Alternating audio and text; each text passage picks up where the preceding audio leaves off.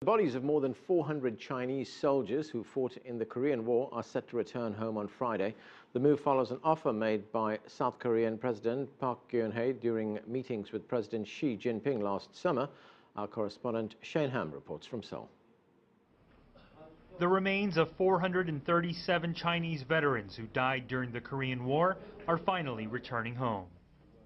They have rested in a cemetery reserved for enemy troops in South Korea for more than 6 decades. This event is a milestone for South Korea and China to heal past war wounds and move friendly relations one step forward.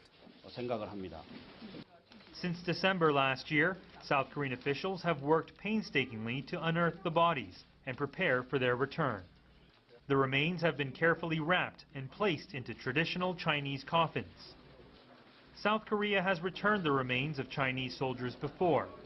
42 were sent back in the 1980s, and another was returned in 1997, but no repatriations have occurred since then. In past instances, the bodies were returned over the inner Korean border at Panmunjom and into DPRK control.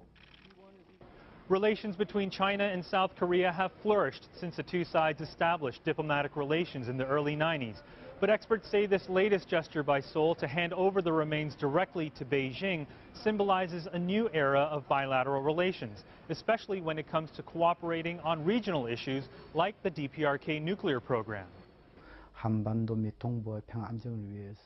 For peace and stability on the Korean Peninsula and in the Northeast Asia, cooperation with China is needed now more than ever. There is great significance in the South Korean government offering to repatriate Chinese soldiers.